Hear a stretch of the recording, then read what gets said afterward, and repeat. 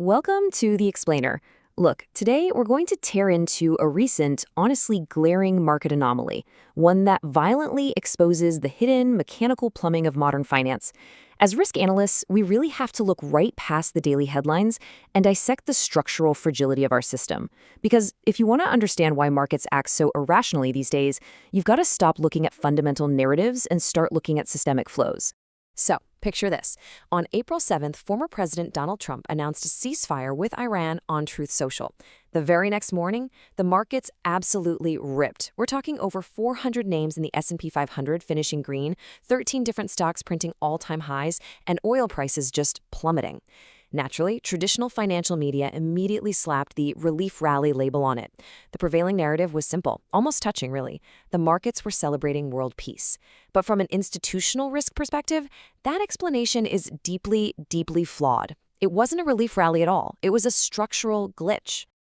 Okay, let's dive into the data on this, because this is where the mainstream explanation completely breaks down. If the market was actually rallying on peace, physical supply chains should reflect that, right?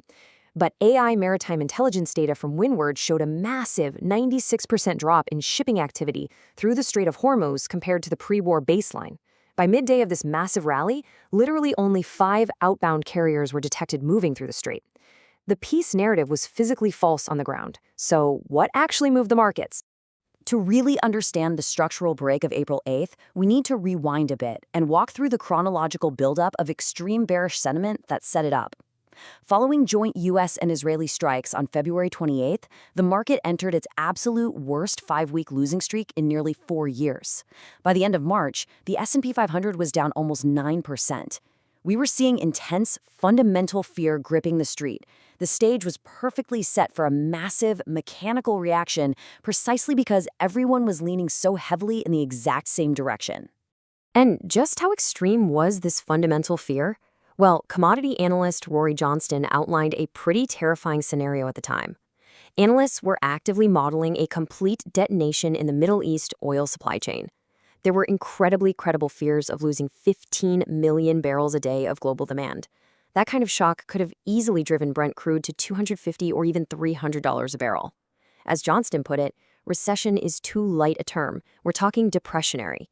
This was the profound terror hanging over Wall Street, which makes the sudden euphoric skyrocket just weeks later completely illogical from a fundamental standpoint.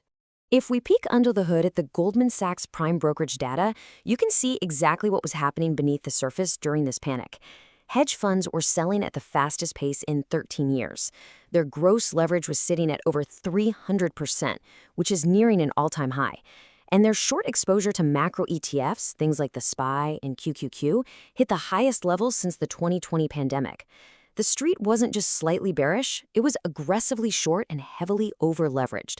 They had essentially built a massive powder keg of systemic risk. So, when that April 7th ceasefire headline crossed the wire, it didn't spark some thoughtful reevaluation of global peace. No, it acted as a match drop directly into that over-leveraged powder keg. What actually drove the April 8th rally was a purely mechanical chain reaction. 3 systemic dominoes, really. A short squeeze, a systematic CTF flip, and forced dealer hedging. Let's break down how modern market structure actually operates in moments like this.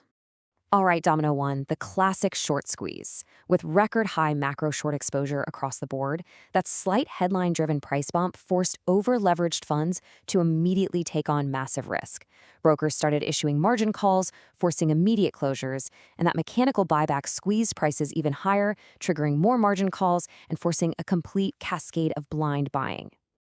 Now, that forced buying triggered the algorithms. Commodity trading advisors, or CTAs, run entirely on rules-based models. They do not care about geopolitical news, they solely follow price trends. Going into the ceasefire, Goldman reported CTAs were sitting on a $30 billion net short position. But as the squeeze pushed prices over specific algorithmic triggers, these blind models abruptly flipped. Over just 5 trading sessions, they executed an $86 billion shift to go long. Think about that. This was a top 5 historical buying speed print, driven entirely by lines of code, not human logic.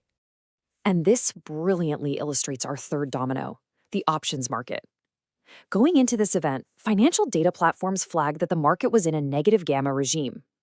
Now, for any junior market participants listening, this basically means options dealers. The guys taking the other side of your trades are forced into real-time pro-cyclical hedging.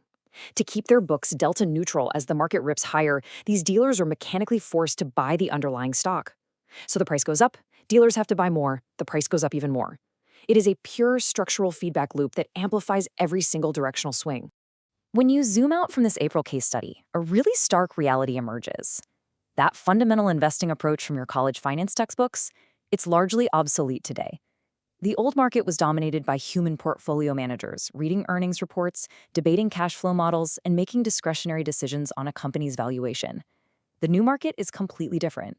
It's a hyper-systemized structure governed by passive indexers, rigid CTA algorithmic rules, short-dated options, and immediate mechanical reactions.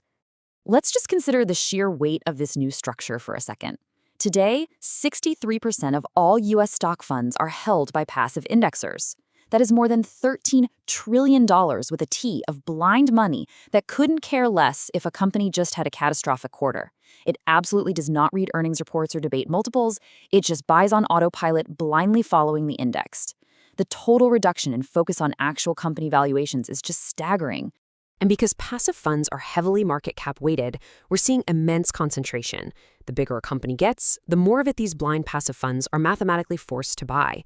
This is exactly why the Magnificent 7 tech stocks now make up over 33% of the S&P 500. For us, the major takeaway is this.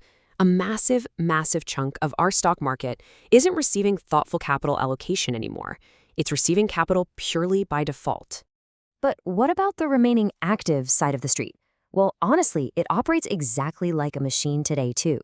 The hedge fund industry has heavily consolidated into just a few giant multi-strategy funds. These behemoths often run portfolios at 4 to 8 times leverage. And because of that insane leverage, they are governed by incredibly strict automated drawdown rules. When a portfolio manager hits a drawdown limit, they don't get to sit around a conference table and debate the fundamental realities of a geopolitical conflict. They are forced to sell immediately and unquestioningly. And underneath all of this is the true engine of modern volatility, zero DTE options. Same-day expiration options now make up about 63% of all S&P trading volume. On peak days, we are looking at $2 trillion in daily notional value changing hands. And remember, every single one of those contracts forces a dealer to hedge their book in real time. It's a landscape where mechanical reactions just stack on top of other mechanical reactions at absolute lightning speed. So let's summarize the institutional risks we're dealing with here. As a portfolio manager navigating this new landscape, you absolutely must realize that fundamental media narratives are often just illusions used to rationalize underlying structural flows. Sudden trend reversals, just like we saw on April 8th, they're driven by rules-based triggers getting hit, not by actual geopolitical news. Pro-cyclical dealer hedging will artificially amplify every directional swing you see on the screen, and ultimately, traditional market valuations have become completely secondary to algorithmic positioning and strict leverage limits. We've looked at the data, the timelines, and the hidden mechanics under the hood. The traditional market of finding undervalued companies and waiting patiently, it's being overshadowed by a giant, high-speed feedback loop of algorithms, passive flows, and forced dealer hedging. The dominant players out there aren't analyzing anymore. They are literally just reacting to one another in real time, which leaves us with a pretty critical question as we rethink our risk models. How exactly do you hedge a portfolio in a market that no longer thinks but only reacts? Thank you so much for joining this explainer. I really hope it helps you see the structure right beneath the surface.